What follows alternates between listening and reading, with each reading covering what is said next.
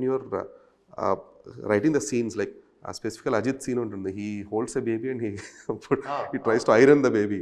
So ఈ type of scenes రాస్తున్నప్పుడు కానీ అండ్ కంపోజ్ చేస్తున్నప్పుడు కానీ how will you convince the actors first of all?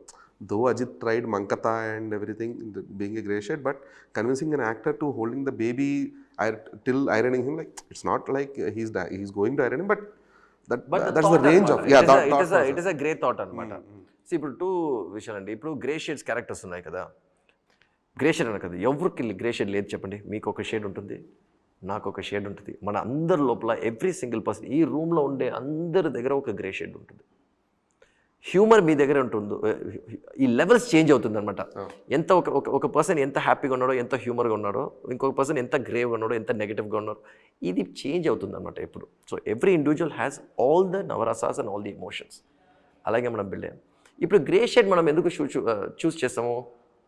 Anti hero అంటాం మనం. ఎందుకంటే ఒక కథ చెప్పేటప్పుడు, for example let me give you that whole iron box. తను వచ్చి బిల్డింగ్ ప్లాట్ చేస్తాడు, పబ్లిక్ ప్రాపర్టీ డిస్ట్రాయ్ చేస్తాడు, ఇవన్నీ చేస్తాడు, కానీ దానికి ఒక కథ ఉంటుంది అనమాట. ఎందుకు అని అది స్ట్రాంగ్గా ఉంటే ఇవన్నీ జస్టిఫై అయిపోతుంది మనకు, ఇవన్నీ ఖచ్చితంగా జస్టిఫై. కానీ బిల్లాలో ఆ జస్టిఫికేషన్ కాదు. ఎందుకంటే బిల్లా is a story about a anti social element.